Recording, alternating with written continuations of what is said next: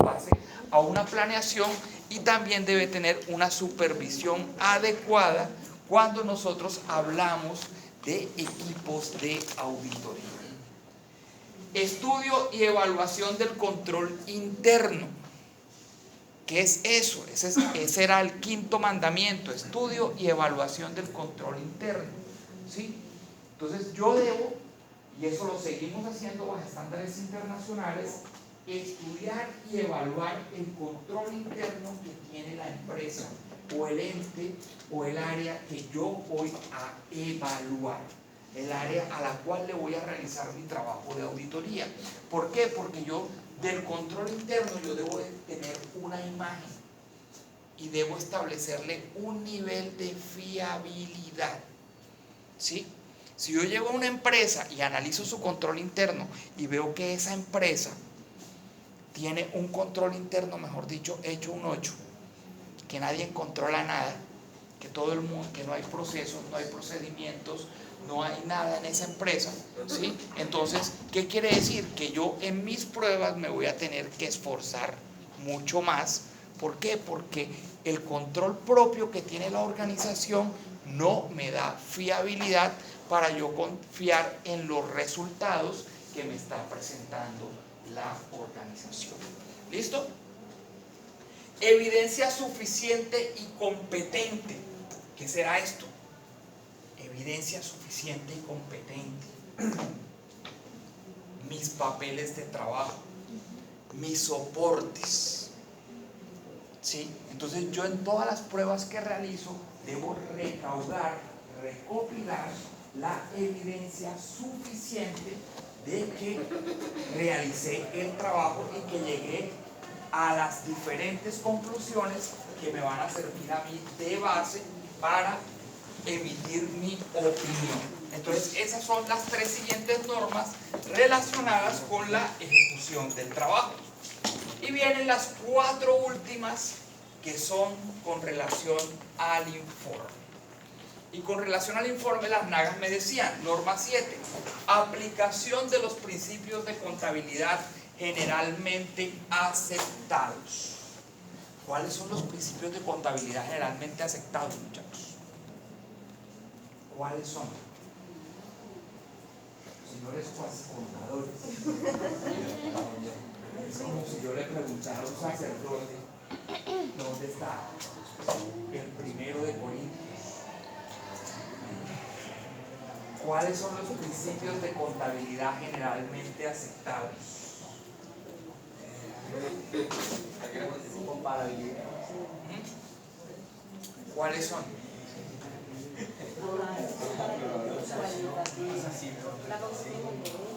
¿Cuáles son los principios de contabilidad generalmente aceptados? A ver, muchachos. A ver. ¿Cuáles son? ¿Qué me dicen por allá? ¿Qué?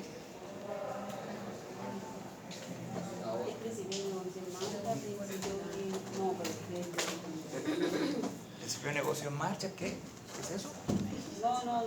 No. Partida doble, ¿qué es eso? Estamos hablando de Nicolás Pacioli a estas alturas de la carrera. Principios de contabilidad generalmente aceptados en Colombia, ¿cuáles son? Pista, eran el 2649 y el 2650. Eran. Entonces, ¿ahora cuáles son?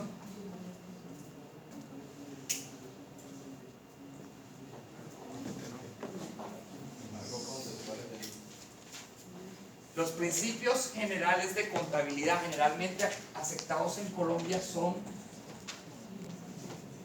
las NIF. Porque por la 1314 ya nos acogimos a ellos. Nos acogimos a estándares internacionales y los cuales se convirtieron en los principios de contabilidad generalmente aceptados. Las normas internacionales, las NIA, también nos hablan de que debemos de tener en cuenta los principios generales de contabilidad generalmente aceptados en el país o algún marco regulatorio que exista en el país. En nuestro caso, en Colombia, los principios de contabilidad son solamente las NIF. En estos momentos, lo único que nos aplica a nosotros en nuestro país son las NIF. Entonces, eso y que partida doble, que causación, todo eso, esos son principios de la contabilidad como tal, pero no son los principios de contabilidad generalmente aceptados. La respuesta es simple, las NIF. ¿Listo? El informe debe tener consistencia. ¿Qué es tener consistencia, muchachos?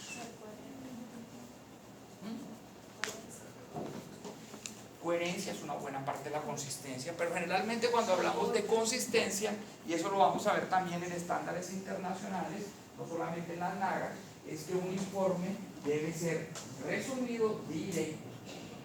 ¿Listo? De nada me sirve a mí presentar un informe de 200 páginas, ¿sí? ¿Qué va a pasar con un informe de 200 páginas? Que nadie lo va a leer. No lo van a leer, o si lo van a leer de rapidez y no le van a prestar atención a los factores relevantes del informe. ¿Listo? Entonces, los informes, y ahora cuando nos metamos a las NIA de las 700 en adelante, que es donde está todo lo relacionado con los informes, vamos a ver qué características debe tener ahora un informe. ¿Listo? Revelación suficiente, nos lo decía antes de las NAGAs. ¿Listo?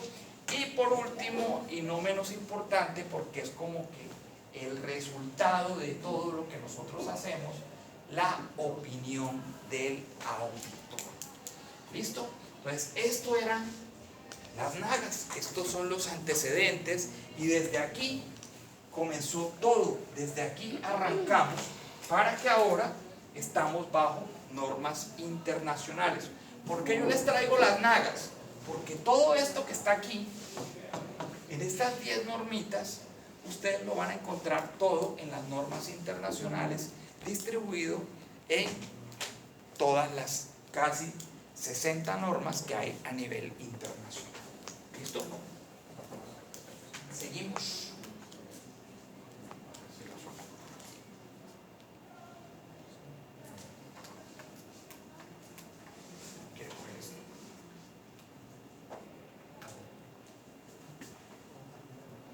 Bueno, antecedentes para comenzar este tema. Tenemos que la ley 1314 ¿desde cuándo está? Desde el 2009. Desde el 2009, la contabilidad en nuestro país decidió que nosotros debíamos acogernos a estándares internacionales. ¿Listo? Y fue allí cuando se emitió la 1314. Y desde ahí nos acogimos nosotros a estándares internacionales. ¿Muchachos? No, Que hay fue un una ley proceso del de convalencia. 2016. ¿Fue cuándo? Creo que hay una ley del 2016. Exacto, fue solamente hasta el 2014, ¿sí?, que se reglamentó esta 1314. ¿Y qué pasó en la 1314? En la 1314 decidieron que nos íbamos a acoger a estándares internacionales. Entonces le colocaron la tarea al Consejo Técnico de la Contaduría de Colombia que hiciera y estableciera unas leyes de convergencia. ¿Qué serán leyes de convergencia, muchachos? Unas leyes que iban a servir de puente entre lo que teníamos en nuestro país con lo que se venía con los estándares internacionales. ¿Listo? Y se le fijó plazos, ¿sí?, para que hasta el 2014, para que el Consejo Técnico de la Contaduría emitiera estas leyes de convergencia. ¿Listo? El Consejo Técnico de la Contaduría, lleno de contadores, así como este salón lleno de contadores, les dieron desde el 2009 hasta el 2014 para que hicieran estas leyes de convergencia. ¿Ustedes conocen alguna ley de convergencia? ¿O han escuchado por ahí alguna norma que tenga la sigla COB? Convergencia.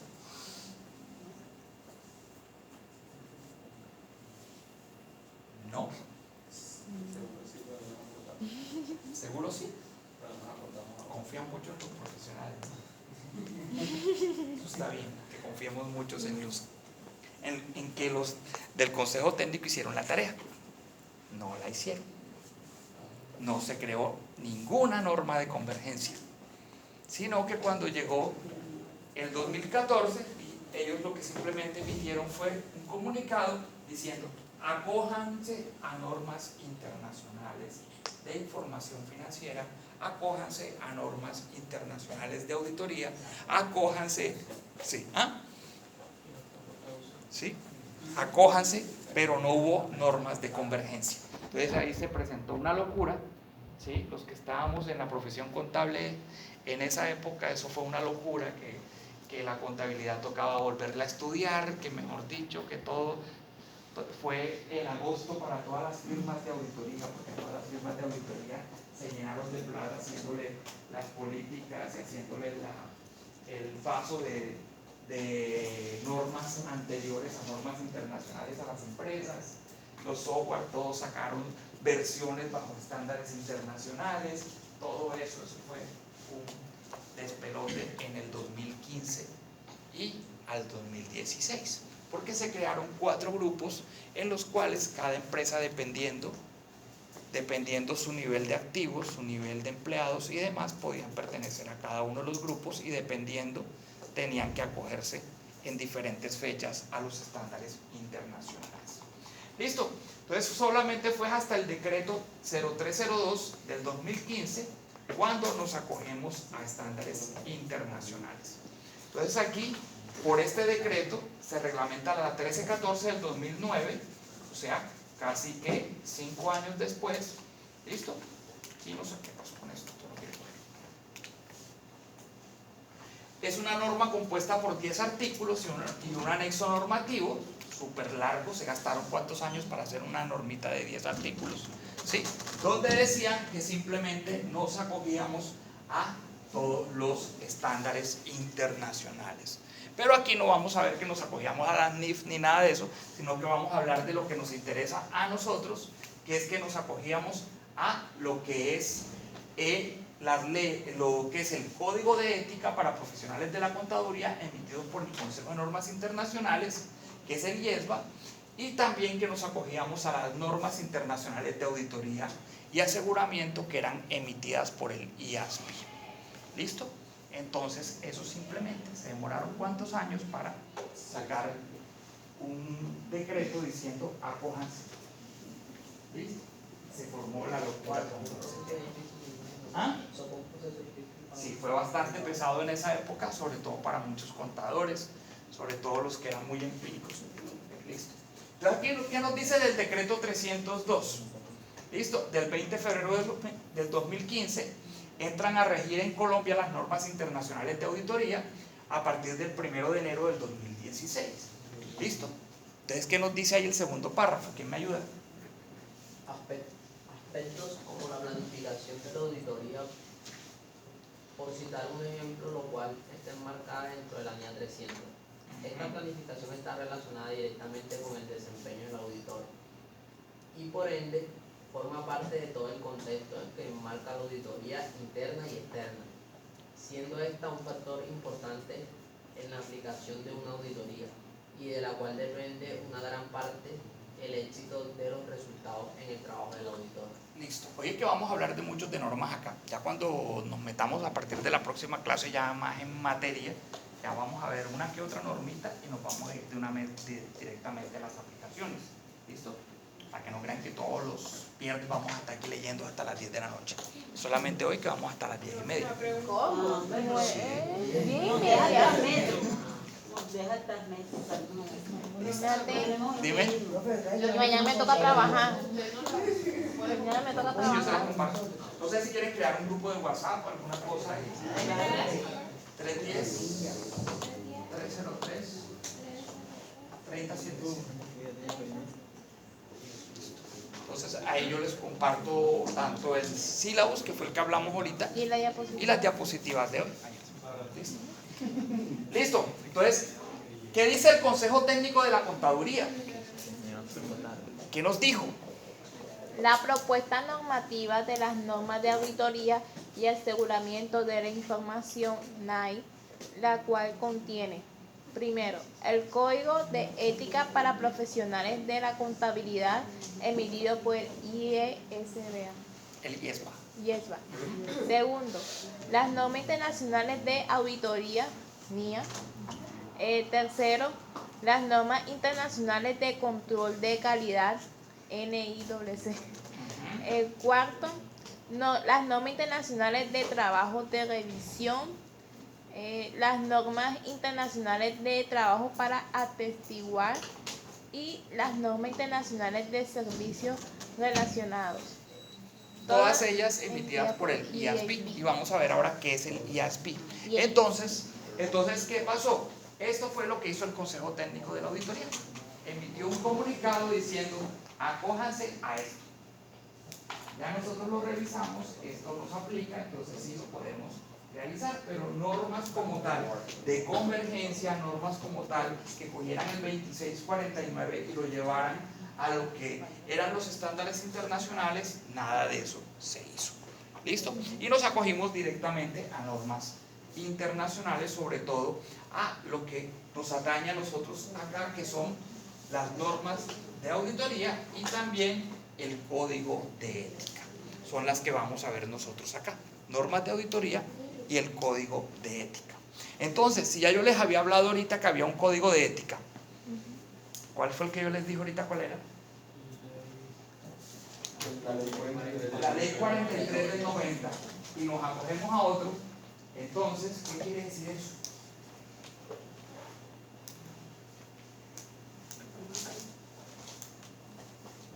Que la ley 43 del 90 queda derogada. No. Quiere decir que a falta de un código de ética, los contadores públicos estamos regidos por dos códigos de ética. Un código nacional, que es la ley 43 del 90, y un código internacional, que es el emitido por el IASB. ¿Listo? Entonces dirán ustedes, no, profe, y entonces ahí no será que se contradicen, no será que se... Pues no, porque la ley 43 del 90, cuando la hicieron, como buenos colombianos, la hicimos como una copia del Código de Ética Internacional y le aplicamos varias cositas nacionales. Entonces no se contradicen por ningún lado. Simplemente la ley 43 del 90 complementa en los factores internos que tiene nuestro país al Código de Ética Internacional. ¿Listo? Ahí en la ley 43 del 90 están aspectos específicos como el tema acá de la forma de atestiguar, ¿sí? Como, ¿qué nos dice la norma, el Código de Ética? Para darles ahí una generalidad. Después más adelante pronto vemos, un día les traigo una diapositiva que es un comparativo, ¿sí? Hay unas situaciones como, por ejemplo, ¿qué pasa internacionalmente cuando yo evidencio de que en un encargo de auditoría puede haber algo ilegal y que me puede perjudicar a mí como auditor? ¿Qué pasa internacionalmente? ¿Qué nos dice el Código de Ética con relación a eso? Nos dice que el auditor puede renunciar al encargo, simplemente, y ya. Eso es lo que dice el Código de Ética Internacional. ¿Y qué dice la ley 43 del 90? Que en Colombia tiene que denunciar. Y si no denuncia, se convierte en cómplice. Listo. Entonces ahí esas son varias cositas que... ¿ah? Sí. Y porque también en la última reforma tributaria del presidente Duque, ¿sí?, ya hay cárcel para los contadores públicos. ¿Sí? Ya hay cárcel para nosotros como contadores públicos por temas de evasión o elusión, ¿sí?, del Tesoro Nacional. ¿Qué quiere decir? ¿Qué es evasión? Llevar doble contabilidad. Sí, evado, o sea, no pago nada. ¿Y qué es elusión? Aprovechar el espacio de la ley. O sea, Ampararse a una norma para evadir un impuesto. Exacto. Evadir es que no pago. Evado mi responsabilidad. Y elusión es que pago pero me valgo de algunas triquiñuelas para no pagar lo que realmente me corresponde o se debe. Entonces, esas son las cositas que pueden causarnos cárcel a los contadores. Entonces, ya ese tema de que de amigos yo les sirvo de revisor fiscal a una empresa y nunca ni voy por allá, sino que utilice mi nombre y entre usted mismo a la página de la DIAN y firme los impuestos y todo lo demás. No, eso no. El día que salga un problemita por allá, el que va preso es usted. No, es que yo nunca fui por allá, es que fue un favor que yo hice No. y eso todo lo hacía el contador. Pero esa firma electrónica, ¿de quién es? Suya. ¿Está amarrada a quién? A su tarjeta profesional. ¿Está amarrada a quién? A su cédula. Entonces, ¿quién va preso? Usted. El otro que vaya y lo visite. ¿Listo? Entonces, para que tengamos en cuenta esa parte, tenemos 2 códigos de ética actualmente vigentes para que nos vigilan a nosotros como contadores públicos. ¿Listo? Listo, porque ahora recuerdo que me tapó algo por ahí.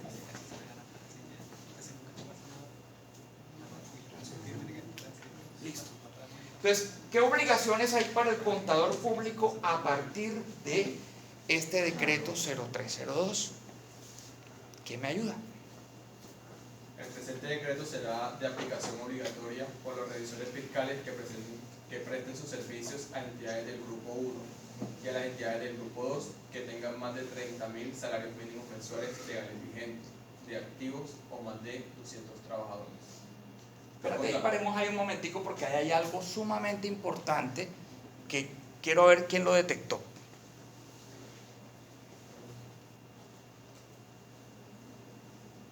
Porque estamos hablando de las mías y estamos hablando del código de ética. ¿Sí? ¿Qué ven ustedes ahí en ese primer parrafito que es sumamente interesante? De aplicación, mira, de los fiscales. Ajá. Los revisores fiscales. Sí. Y está claro y lo establece la ley. Los revisores fiscales. ¿Qué quiere decir esto? Que los revisores fiscales deben hacer auditoría. ¿Y qué pasa? Y lo vivimos en el día a día. Muchos revisores fiscales no hacen auditoría. No, que porque a mí nada más en ese conjunto residencial me pagan nada más 200.000 pesos. Entonces yo nada más voy el día que van a presentar los estados financieros y yo les firmo y ya.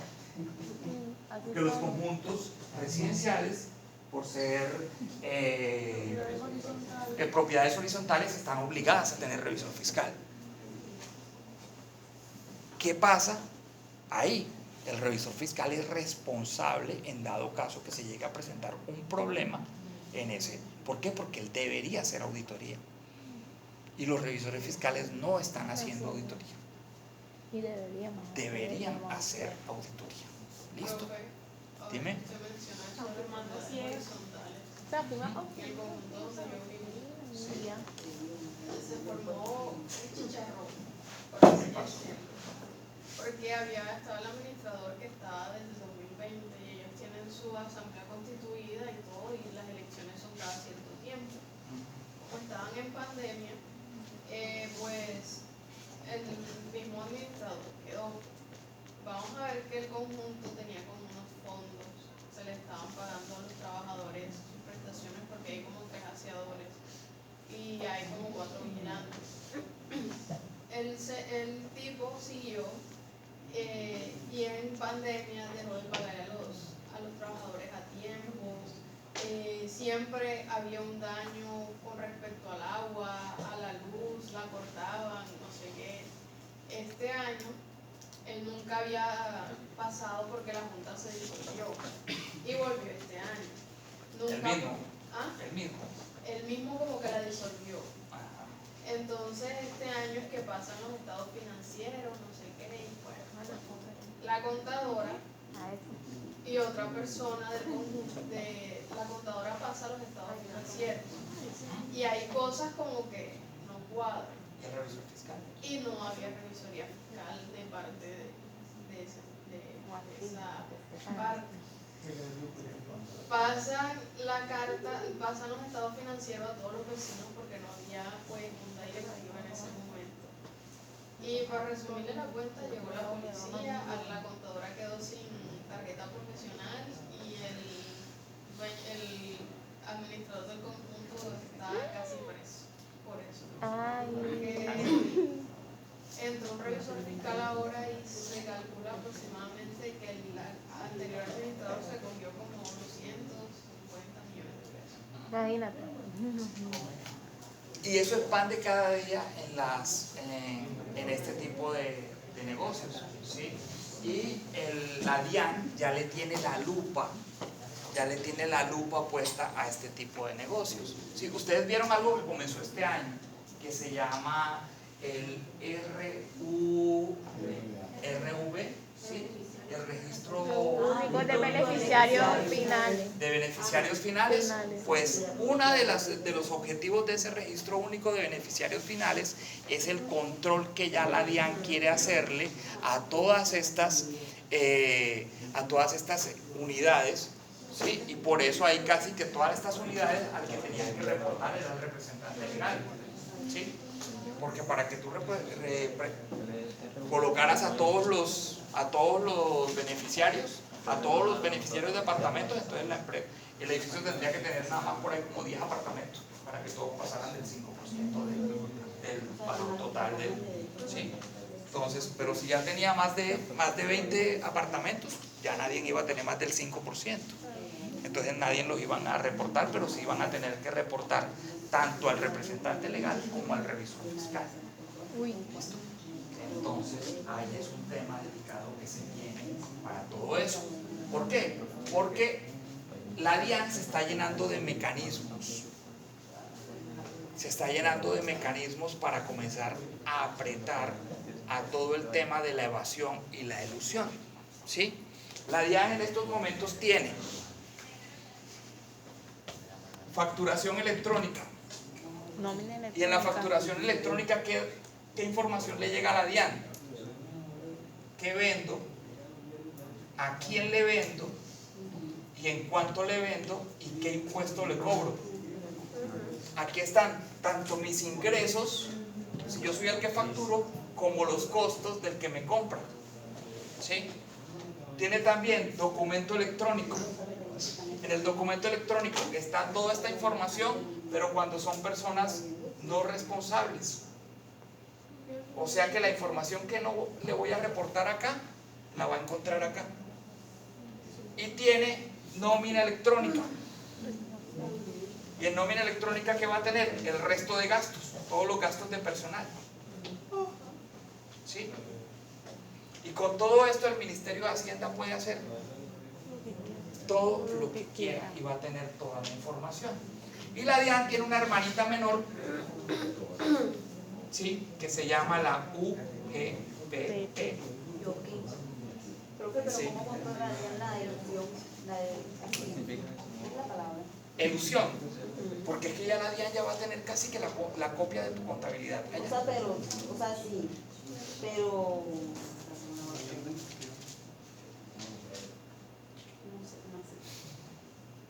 Bueno, por eso es que, otra cosa, la DIAN tiene la UGPP y la UGPP va a coger toda esta información también y va a mirar todo lo que es seguridad social. Que hay unas multas y unas sanciones impresionantes. El régimen sancionatorio de la UGPP es peor que el régimen sancionatorio de la DIAN. Las sanciones de la UGPP son millonarias impresionantemente. ¿Cuánto? ¿Ah? ¿Y cuánto? La mínima acá en la DIAN es como 10 VTs, o sea 400 y qué. ¿Cuánto está la VT este año, muchachos? 42.